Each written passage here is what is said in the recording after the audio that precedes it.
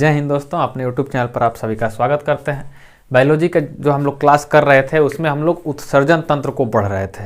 पिछले वीडियो में हम उत्सर्जन तंत्र का पार्ट 1 बताए थे, उसमें से थोड़ा सा जानकारी और रह गया था। वो उसमें अगर बता देते तो वीडियो लंबा हो जाता। अगर आधा घंटा से ऊपर जाने लगता है वीडियो तो थोड़ा अपलोड करने में, एडिट करने में थोड़ा दिक्कत होने लगता है। इसलिए पिछले वीडियो में कुछ चीज़ों को नहीं बताया गया था, उसको इस वीडियो में बताएंगे। वीडियो उतना लंबा नहीं बनेगा। अगर आप पिछला पार्ट 1 क्लास नहीं किए हैं तो पहले उसको कर लीजिए, उसके बाद ही ये वीडियो आपको अच्छी तरह से समझ में आएगा। तो हम लोग कहाँ तक पढ़े थे, उसमें किडनी के बारे में पूरा जान गए थे कि वृक्क 2 ठो होता है। उसके बाद जो नली गई रहती है उसको क्या कहते हैं हम लोग, यूरेटर कहते हैं, मूत्र नली। उसके बाद एक जगह मूत्र इकट्ठी होते हैं उसको ब्लैडर कहा जाता है, और उसके बाद वहाँ से जहाँ से निकाल देते हैं उसको यूरेथ्रा कहते हैं, मूत्र मार्ग कहा जाता है। उसके बाद जब हम लोग किडनी को बीच से फाड़े थे तो जो बाहर का भाग था वो मोटा वाला जो परत था उसको कहते थे कार्टेक्स। उसके अंदर मेंडुला और जो प्रवेश द्वार होता है उसको कहा जाता था रेनल हाइलम, जहाँ पर अमोनिया की मात्रा सबसे अधिक थी। उसके बाद नेफ्रॉन की संरचना को हम लोग पढ़े थे। किडनी की मूल इकाई क्या होती है, नेफ्रॉन होती है। नेफ्रॉन की संरचना को हम लोग क्या पढ़े थे कि उसमें जो आगे भाग होता है, ये गुच्छा वाला भाग जो होता है नेफ्रॉन में, जो गुच्छा वाला भाग होता है उसको कहते हैं ग्लोमेरुलस। उसके बाद जो ये कैप्सूल टाइप का भाग होता है, ये ऐसा वाला भाग, उसको कहा जाता है वोमन कैप्सूल, वोमन संपुट। जो ये ग्लोमेरुलस होता है उसमें रक्त को छानता है। ये क्या करता है, रक्त को छानता है। इसमें अच्छा पदार्थ को भी छान लेता है, यूरिया को भी छान लेता है, सब चीज को छान लेता है और शुद्ध रक्त को वापस यही से भेज देता है। उसके बाद जब वोमन संपुट में जब वो छाना हुआ पदार्थ जाता है तो वोमन संपुट देखता है कि इसमें अच्छा को पदार्थ आ गया है, तो कहेगा कि गलती कर दिया, इसको सोख लेता है, वो अच्छा का पदार्थ को फिर से ब्लड में मिला देता है, और जो खराब पदार्थ यूरिया होते हैं उसको बाहर भेज देता है इधर, और इधर जो बचा हुआ नेफ्रॉन है उसको पेशाब बना के बाहर निकाल देता है। इतना तो हम लोग नेफ्रॉन के बारे में पिछले वीडियो में पढ़ लिए थे, एक प्रकार से उसका रिवीजन हो गया। रक्त की छानने की क्रिया होती है, रक्त में से जो यूरिया निकलता है वो किस विधि से निकलता है, अपोहन प्रक्रिया द्वारा निकलता है। डायलासिस विधि उसको कहते हैं। कौन सा विधि, डायलासिस विधि, मतलब अपोहन प्रक्रिया। तो पेशाब को तो हम लोग बाहर निकाल दिए थे पिछले वीडियो में। अब पेशाब के बारे में कुछ जानकारी हम लोग ले लेते हैं, इसको यूरिन कहते हैं इंग्लिश में। कुछ क्वेश्चन पूछ देते हैं पेशाब से। तो यूरिन, पेशाब को इंग्लिश में क्या कहा जाता है, यूरिन। तो यूरिन में 95% जल होता है, 95% इसमें वाटर होता है, 95% वाटर होता है, और इसमें 2% क्या होता है, यूरिया होता है, और बाकी अन्य पदार्थ होते हैं। 2% यूरिया होता है। तो हम लोग पूछ देंगे पेशाब में, मानव के पेशाब में कितना % यूरिया होता है, तो 2% लगभग यूरिया होता है, 95% इसमें जले होता है। इसकी प्रकृति पूछ देगा कि पेशाब की प्रकृति कैसी होती है, तो पेशाब अम्लीय होता है। पेशाब कैसा होता है, अम्लीय होता है। अम्लीय मतलब इसका पीएच मान 7 से कम होगा तो इसका पीएच वैल्यू क्या होता है, इसका पीएच वैल्यू होता है 4.8। 4.8 पेशाब का पीएच वैल्यू कितना होता है, 4.8। ये किस प्रकृति का होता है, अम्लीय प्रकृति का होता है। पेशाब जब हम लोग करते हैं तो देखते हैं कि हम लोग पीला रंग का पेशाब करते हैं। अक्सर जब पेशाब करेंगे तो हल्का पीला वो जरूर रहेगा। तो पीला रंग वो किस कारण से होता है, पीला रंग जो हम लोग का पेशाब का पीला रंग है वो किस कारण से होता है, तो पेशाब में यूरोक्रोम मिला होता है। यूरोक्रोम जिसके कारण पेशाब का रंग पीला होता है। यूरोक्रोम, इसको याद कर लीजिएगा, बहुत इंपॉर्टेंट क्वेश्चन है, एग्जाम में पूछ देगा इसको। यूरोक्रोम, पेशाब का पीला रंग किसके कारण होता है, यूरोक्रोम के कारण होता है। कभी कभी दवा ववा भी खाते हैं हम लोग तो पेशाब पीला हो जाता है, लेकिन थोड़ा ज़्यादा पीला हो जाता है। हमेशा कोई उजला पेशाब थोड़ी ना करते हैं हम लोग, हल्का पीला पेशाब करते हैं। किसके कारण होता है, यूरोक्रोम के कारण। अगर मान लीजिए कोई रोग हो गया या ये कोई दवा खाते हैं हम लोग, कैप्सूल वैप्सूल कोई प्रकार का खाते हैं तो पेशाब का रंग पीला हो जाता है, वो तो दवा के चलते हो गया। लेकिन नॉर्मल पेशाब का रंग यूरोक्रोम के चलते पीला होता है। जब हम लोग पाचन तंत्र हम आपको बताए थे उसमें बताए होंगे कि लैट्रिन मतलब मल का पीला रंग की होता है, तो वो बिल्बुरीन के कारण होता है। किसके कारण होता है, बिल्बुरीन। तो वो हम उसमें बता दिए थे, आपको याद भी होगा अगर आप वीडियो को देखे होंगे तो। बिल्बुरीन कहाँ बनता है, यकृत में बनता है और जाके बड़ी आंत में मिलता है। अंतिम में जब भोजन, जो अनपचा भोजन होता है उसमें मिलकर उसको पीला बना देता है। उसी तरह पेशाब में मिलकर ये यूरोक्रोम पेशाब को पीला बना देता है। इसको याद कर लीजिएगा। पेशाब में गंध क्यों आता है, पेशाब में गंध क्यों आता है, तो पेशाब का गंध किसके कारण आता है, अमोनिया के कारण आता है। इसमें कौन बड़का बात है, अमोनिया के कारण। अमोनिया को ना हम लोग का शरीर बाहर निकाल रहा है, लेकिन हम लोग का शरीर डायरेक्ट अमोनिया को बाहर नहीं निकालता है। अमोनिया से पहले उसको यूरिया में परिवर्तित कर देता है। निकालने से पहले क्या करेगा, उसको अमोनिया को यूरिया में परिवर्तित कर देगा। कौन करता है, जो हम लोग का लीवर होता है ना, वो अमोनिया को यूरिया में, अमोनिया बहुत खतरनाक पदार्थ है, अगर हमारे शरीर में ज़्यादा देर रहेगा तो हमको बहुत नुकसान पहुंचा देगा। इसीलिए उसको बहुत जल्दी से जो लीवर हम लोग का होता है वो उसको यूरिया में परिवर्तित कर देता है, और यूरिया में परिवर्तित करके उसको ब्लड में मिला देता है। जब हम लोग फिर उसको क्या करता है, किडनी उस यूरिया को छान के बाहर निकाल देता है। किडनी अमोनिया को नहीं छानता है, किडनी यूरिया को छानता है, और हम लोग पेशाब के रूप में अमोनिया को नहीं यूरिया को करते हैं। अगर 2-3 घंटा फिर से यूरिया को छोड़ देंगे ना तो वो अमोनिया में बदल जाएगा, और उसके बाद गंध आने लगता है। जब हम लोग पेशाब करते हैं उस समय उतना पेशाब से खराब गंध नहीं आता है, लेकिन पेशाब करके जब उसको पानी नहीं डालिएगा, 2-3 घंटा के लिए वो जब छोड़ देंगे तो बहुत खराब बदबू आती है यहाँ वहाँ से। तो क्यों आती है? वो वहाँ का जो यूरिया है वो अमोनिया में बदल जाता है, और अमोनिया में बदल कर गंध आने लगता है। इसीलिए जब हम लोग पेशाब लगता है तो पेशाब कर लेना चाहिए। अगर 2-3 घंटा तक पेशाब को हम लोग रोक देंगे तो फिर से यूरिया जो टंकी में जो वहाँ पर मूत्राशय में जो टंकी है वहाँ पर जो यूरिया जमा हुआ था अमोनिया बदल जाएगा भीतर है, इसलिए उसको हम लोग बाहर निकाल देना चाहिए। अमोनिया इतना खतरनाक होता है कि आप कल्पना कीजिए कि जहां आदमी पे दीवार पर पेशाब करना चालू कर देता है तो वहां पर एक आदमी 2 आदमी पेशाब करना चालू कर देगा ना तो वो एक प्रकार से पेशाब खाना बन जाता है, सब लोग जाकर वहीं पर पेशाब करने लगेंगे। तो जिस दीवार पर पेशाब करना चालू हो जाता है कुछ दिन के बाद देखेंगे उसका प्लास्टर झड़ जाता है। ईंट का दीवार रहेगा तो ईंट झड़ने लगता है, ईंट में नोनी लग जाता है। तो काहे लग जाता है? अमोनिया के कारण। बहुत खतरनाक होता है। सीमेंटेड दीवार होती है उसका प्लास्टर तक झाड़ देता है ये, उसके बाद ईंट को भी झाड़ देता है, ज़्यादा दिन के बाद दीवारों ढहा देगा। तो इसीलिए बड़ा बड़ा जब घर बनता है तो लिख देता है यहाँ पेशाब करना मना है, और बता के लोग वहीं पर पेशाब करना चालू कर देते हैं। तो पीके फिल्म में आपको दिखाया था कि अगर जेल जाना है तो क्या कीजिए, जहाँ पेशाब करना मना है वहाँ पर पेशाब कीजिए और जेल जाइए। और उससे बचना है अगर आपको, लिखने से बढ़िया क्या है कि वहाँ सब क्या किया था, जहाँ थूकने वाला प्लेस था, जहाँ पेशाब करने वाला प्लेस था, तहाँ भगवान जी के फोटो लगा दिया, जिससे क्या हुआ, आदमी अब सम्मान देने के लिए वहां पर पेशाब करना थूकना बंद कर दिए थे। भगवान से तो एगो डरो ना है कि भगवान बुला लेंगे जल्दी, अगर भगवान से दुश्मनी लेंगे तो अमोनिया कितना खतरनाक है इसके बारे में हम लोग समझ गए। तो पेशाब का गंध क्यों आता है? अमोनिया के कारण आता है। यूरिन के से जितना क्वेश्चन उठने वाला था इतना ही लगभग होता है पेशाब से। अब उसके बाद हम लोग चलते हैं, किडनी में कुछ बीमारियां हो जाती हैं, उन बीमारियों को देख लेते हैं।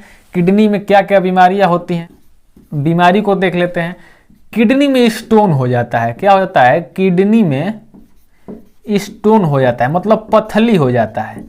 किडनी में पथली हो जाता है, सुने होंगे कि उस किडनी में पथली हो गया है, ऑपरेशन किया गया है उसके पथली का। तो किडनी में पथली क्यों होता है? कैल्शियम ऑक्जिलेट के कारण। कैल्शियम की मात्रा हमारे शरीर में बढ़ जाएगी तो पथली हो जाएगा। ऑक्सीजन से क्रिया करके वो कैल्शियम ऑक्जिलेट बना लेगा। कैल्शियम ऑक्जिलेट, कैल्शियम ऑक्जिलेट के कारण पथली बन जाता है। जो पथली होता है वो क्या होता है? कैल्शियम ऑक्जिलेट होता है। कैल्शियम ऑक्सीजन से क्रिया करके कैल्शियम ऑक्जिलेट बना लेता है। अंदर जब पथली होता है ना तो पत्थर की तरह टाइट नहीं होता है, वो अंदर रहेगा तो ऐसे लुजू रहेगा, लेकिन जैसे उसको हम लोग चीर के बाहर निकालते हैं हवा के संपर्क में आता है वो टाइट हो जाता है पत्थर की तरह, इसलिए उसको पथली कहा जाता है। अंदर वो किस रूप में रहेगा? कैल्शियम ऑक्जिलेट के रूप में रहेगा। तो किडनी के स्टेन के बारे में देख लिए। एक बीमारी होती है यूरेनिया एक बीमारी होती है। इसमें क्या होता है? अमोनिया की मात्रा हमारे शरीर में बढ़ जाती है। अमोनिया की मात्रा हमारे शरीर में बढ़ जाती है। अगर जिसको ये बीमारी हुआ है ना यूरेनिया, वो और कहीं पेशाब करेगा ना तो उसका बहुत बदबू देगा। किसी किसी का पेशाब बदबू नहीं देता है, लेकिन किसी किसी का पेशाब बहुत अधिक बदबू देता है। तो जिन लोगों को ये यूरेनिया बीमारी होती है उन लोगों का पेशाब बहुत गंध देगा, क्योंकि इसमें अमोनिया की मात्रा अधिक है। अब एक गठिया बीमारी होती है, गठिया, इसको इंग्लिश में गॉट कहा जाता है। क्या? गठिया बीमारी में क्या होता है कि हमारे हड्डी के जो जोड़ होते हैं ना उसमें दर्द करने लगता है। जब बुढ़ौती आ जाता है तो देखेंगे बहुत से बूढ़े लोगों का हड्डी का जोड़ दर्द करना, किसी का ठेहुना में दर्द है, किसी को उठने बैठने में दिक्कत है, आई बाबू आई माई करके उठेगा बैठेगा। तो उन लोग क्या होता है कि जो हड्डी के बीच में जोड़ होता है वहां पर खाली स्थान होता है। हम कंकाल तंत्र चैप्टर में आपको इसको बढ़िया से पढ़ा दिए थे। वहां पर उस खाली स्थान में साइनोवियल लिक्विड भरा होता है जिस पर हड्डी हम लोग का छलकता है, एक प्रकार से ग्रीस का काम करता है। वो क्या होता है कि वहां पर साइनोवियल लिक्विड कम हो जाएगा और वहां पर यूरिक एसिड की मात्रा अधिक हो जाती है। वहां पर हड्डी के जोड़ों में यूरिक एसिड की मात्रा अधिक हो जाती है। यूरिक एसिड,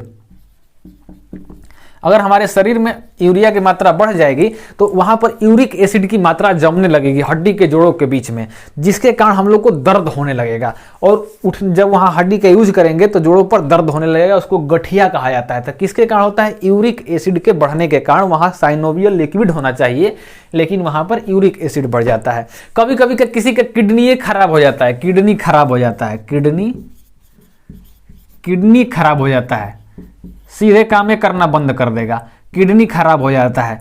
अगर ज़्यादा शराब वराब पीते हैं आप तो अब लीवर पर प्रभाव डालेगा, और लीवर के बाद वो कहाँ प्रभाव डालता है? दूसरा चीज़ है जो हम लोग का शरीर का किडनी के पर प्रभाव डालता है। किडनी खराब हो जाता है तो किडनी खराब हो जाता है तो किडनी का ट्रांसप्लांट किया जाता है। ट्रांसप्लांट कोई हमारे मान लीजिए ट्रांसप्लांट किया जाता है, कोई संगा संबंधी अपना एक किडनी दान देना चाहता है तो वह दान दे दिया जाता है। या डॉक्टर लोग अगर किडनी किसी का रखे हुए हैं तो उस किडनी को लगा देते हैं, पैसा लगता है उसमें। अगर नहीं तो किडनी नहीं है तो अगर कोई रिश्तेदार आपका किडनी दे रहा है, मैच हो गया सब चीज उसका, तो किडनी को वहां से बदल दिया जाता है। उसमें से एक ही किडनी पर आदमी जिंदा रह पाएगा। अब किसी का दोनों किडनी खराब है और दोनों किडनी लगाना उसका जरूरी नहीं है, एक ही किडनी दे दीजिए उसको, उसका जिंदगी बच जाता है। और मान लीजिए कोई मर गया है, अगर उसकी किडनी को यूज करना है मरने के बाद तो उसके किडनी को हम लोग 48 घंटा के अंदर निकाल कर उसको यूज कर सकते हैं। मरने के बाद अगर उसके किडनी को हम लोग यूज करना चाहते हैं तो उसको किडनी को निकाल दीजिए, और किडनी के निकालने के बाद 48 घंटा तक अंदर में वो किसी आदमी को अगर लगा देंगे तो किडनी सही से काम करने लगेगी। कितना घंटा? 48 घंटा। 48 घंटा के अंदर किडनी का ट्रांसप्लांट अगर कर दीजिएगा तो किडनी ठीक से काम करेगी। तो किडनी के कुछ रोग थे उसको हम लोग देख लिए, और यूरिया, ये जो यूरिन होता है पेशाब, इसके बारे में देख लिए। अब जैसे हम लोग क्या निकाल रहे थे अपने शरीर से? हम लोग शरीर से अपने यूरिया निकाल रहे थे। उसी प्रकार सब जीव अपने शरीर से कुछ ना कुछ उत्सर्जी पदार्थ निकालते हैं।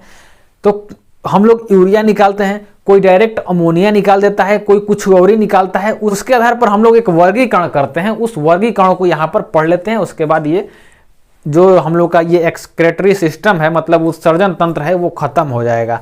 तो चलिए उसको देख लेते हैं, इसको नोट कर लीजिए। चलिए अब हम लोग देखते हैं कि और सब जीव कौन कौन सा उत्सर्जी पदार्थ अपने शरीर से बाहर निकालते हैं। तो एक होता है यूट्रियोटेलिक जीव। यूट्रियोटेलिक, इसमें क्या होता है? इसमें यूरिया शरीर से बाहर निकलता है। इस प्रकार के जो जीव होते हैं यूट्रियोटेलिक, उनको कहा जाता है जिसके शरीर से यूरिया बाहर निकलता है। इसमें क्या होगा? यूरिया बाहर निकलेगा। यूरिया, इसमें यूरिया बाहर निकलता है। यूट्रियोटेलिक वाले जो जीव होते हैं उसमें यूरिया बाहर निकलता है। इसमें कौन आता है? सभी स्तनधारी आते हैं। स्तनधारी का मतलब हम लोग आते हैं, हम लोग भी तो स्तनधारी ना है। ये मत सोचिए जिसके पास स्तन है वही स्तनधारी है। मतलब हम लोग जब स्तनधारी सुनते हैं ना तो दिमाग में एक सेंस आ जाता है कि हम लोग स्तनधारी नहीं है, लेकिन जो महिलाएं होती हैं वो स्तनधारी हैं। ऐसा नहीं है, हम लोग भी स्तनधारी हैं, हम लोग के पास भी स्तन है, लेकिन हम लोग के अंदर जो स्तन ग्रंथि होती है, जो दुग्ध ग्रंथि होती है, ये सब हम लोग के शरीर में, मतलब पुरुषों के शरीर में नहीं पाया जाता है। और महिलाओं के शरीर में जब वो किशोरावस्था में एंट्री करती हैं तो जो स्तन ग्रंथि होता है और दुग्ध ग्रंथि जो होता है वो विकसित हो जाता है, वो विकसित होने लगता है, जिसके कारण उन लोग का स्तन उभार में आ जाता है। हम लोग का स्तन नहीं उभार में आ पाता है। ऐसा नहीं है कि हम लोग स्तनधारी नहीं हैं, हम लोग भी स्तनधारी हैं। जब बच्चा रहते हैं हम लोग तो सबका स्तन एक ही प्रकार का होता है, लेकिन जब किशोरावस्था में आते हैं तो हम लोग का नहीं बढ़ता है, उन लोग का बढ़ने लगता है, क्योंकि उसमें स्तन ग्रंथि पाया जाता है। उन लोग को अपने बच्चे को दूध पिलाना होता है। तो स्तनधारी जितने प्राणी हैं, स्तनधारी वो सब क्या करते हैं? यूरिया को बाहर निकालते हैं। स्तनधारी के अंदर हम लोग आ जाएंगे, गाय भैंस आ जाएगी, बकरी भेड़, जो इतना भी दूध पिलाने वाला जंतु है सब स्तनधारी के अंतर्गत आ जाता है। तो यूट्रियोटेलिक मतलब यूरिया को बाहर करता है। इसमें कौन आते हैं? स्तनधारी लोग आते हैं। यूरिकोटेलिक ये सब जीव जो होते हैं वो यूरिक एसिड को बाहर निकालते हैं। यूरिक एसिड को बाहर निकालते हैं। हम लोग यूरिया को बाहर निकालते हैं, लेकिन इस प्रकार के जो जीव होते हैं यूरिकोटेलिक वाले, ये लोग यूरिक एसिड को बाहर निकालता है। इसमें कौन कौन से आते हैं? इसमें पक्षी आता है। जितने सब पक्षी होते हैं ना, डायरेक्ट यूरिक एसिड को बाहर निकालते हैं, वो यूरिया को नहीं निकालते हैं। और जो सरीसृप होते हैं, जो रेंग कर चलता है, सरीसृप होते हैं जो रेंग कर चलता है।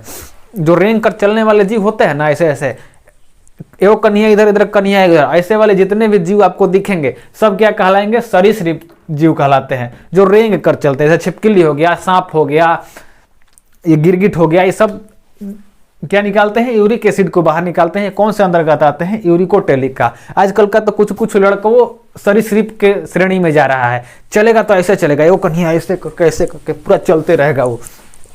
तो उन लोग को भी सरीसृप के अंडर डाल देना चाहिए। चाहे बाइक पर चलेगा तो ऐसे ऐसे ऐसे लहरिया काट मारते चलेगा, ऐसे लहरा के जैसे चलेगा कि जैसे सांप चल रहा है रोड पर, तो वो सब सरीसृप के अंडर आता है। लेकिन मजबूरी है कि उन लोगों को स्तनधारी के अंदर रखना पड़ता है। तो वो कहाँ आ जाते हैं, यूरिकोटेलिक। अमीनोटेलिक, अमीनोटेलिक में क्या होता है कि अमीनोटेलिक में अमोनिया बाहर निकलता है। इसमें डायरेक्ट आपको दिख रहा है कि अमोनिया बाहर निकलता है। ये सब जीव जो होते हैं डायरेक्ट अमोनिया को बाहर निकालते हैं। तो चलो कौन तुमको यूरिया में बदलेगा और यूरिक एसिड में बदलेगा। हम लोग के शरीर में तो अमोनिया बनता है, बनता तो अमोनिया है, लेकिन निकालते क्या है, हम लोग यूरिया निकालते हैं, इन लोग यूरिक एसिड निकालता है। हई सब जो जीव होते हैं अमीनोटेलिक वाले, ये डायरेक्ट अमोनिया को बाहर निकाल कर फेंक देते हैं कि जाओ क्या कर रहा है हम लोग में। इसमें कौन आता है, मछली आती है। जितनी सभी मछलियां होती है ना डायरेक्ट अमोनिया को बाहर निकाल कर फेंक देगी। कौन इसको यूरिया में बदलेगा। और जो कीट पतंग होते हैं, कीट पतंग, कीट पतंग भी डायरेक्ट अमोनिया को बाहर निकाल के फेंक देते हैं। कौन इसको यूरिया में बदलने जाएगा। तो जो मछली होते हैं और कीट पतंग होते हैं अमोनिया को बाहर निकालते हैं। और एक ग्वानोटेलिक होता है, इसमें ग्वानीन बाहर निकलता है, ग्वानीन, ग्वानीन बाहर निकलता है। ये कहाँ पाया जाता है, मकड़ी में पाया जाता है, मकड़ी में। मकड़ी एक लासा प्रकार की पदार्थ निकालती है जिससे जाल बनाती है, उसको ग्वानीन कहा जाता है। तो जो जीव ग्वानीन का उत्सर्जन करते हैं उसको ग्वानोटेलिक कहा जाता है। इसमें कौन आती है, मकड़ी आती है। और पेड़ पौधा भी, पेड़ों पौधा तो निकालता है, पेड़ पौधा, पेड़ पौधा भी तो सजीव न है, वो तो जीव है, उसको भी जीव के अंदर में, इसको बोटनी के अंदर में पढ़ा जाता है। तो पेड़ों पौधा तो जीव है। तो पेड़ पौधा क्या निकालते हैं, अब वो भी बाहर निकालते हैं अपने उत्सर्जित पदार्थ। तो गोंद और लाशा के रूप में बाहर निकाल देता है। गोंद और लाशा के, कहीं जाएंगे ना सुबह शाम को अगर कहीं काट देंगे पेड़ पर, सुबह देखेंगे वहां से गोंद और लाशा टाइप का कुछ चिपचिपा पदार्थ निकल गया होगा। तो वो क्या निकालता है, गोंद निकालता है, गोंद टाइप का या लाशा टाइप का निकालता है। तो कौन कौन से उत्सर्जित पदार्थ थे उन सबको हम लोग देख लिए। कोई यूरिया को बाहर निकाल रहा था जो यूट्रियोटेलिक कह रहे हैं उसको, कोई यूरिक एसिड को बाहर निकाल रहा है जिसको यूरिकोटेलिक कहा जाता है, कोई अमोनिया को बाहर निकालता है इसको अमीनोटेलिक कहा जाता है, कोई ग्वानीन को बाहर निकाल रहा है तो उसको ग्वानोटेलिक कहा जाता है। और पेड़ पौधा क्या करते हैं, लाशा और गोंद को बाहर निकाल देते हैं। तो सब जो भी उत्सर्जित पदार्थ थे उसको हम लोग देख लिए। इतना के बाद जो हम लोग का उत्सर्जन तंत्र है वो खत्म हो जाता है। इसमें हम लोग मेन रूप से किसका पढ़ना था, मनुष्य का पढ़ना था। मानव किस प्रकार से किडनी काम करती है उसका ही पढ़ना था हम लोग इसमें। तो पार्ट 1 में हम लोग किडनी के बारे में पढ़ लिए थे। उसके बाद इस पार्ट 2 में जो किडनी की बीमारी होती है या पेशाब में जो भी चीज़ पाया जाता है उस सबको देख लिए हैं। और ये जो जीवों का वर्गीकरण है उत्सर्जन के आधार पर उसको देख लिए हैं हम लोग। इस वीडियो में इतना ही रहेगा। अगर ये वीडियो आपको अच्छा लगा हो तो इस वीडियो को लाइक ज़रूर कर दीजिएगा और कमेंट भी कीजिएगा और ज़्यादा से ज़्यादा शेयर कीजिएगा और हमारे चैनल को सब्सक्राइब करना नहीं भूलिएगा। तब तक के लिए जय हिंद।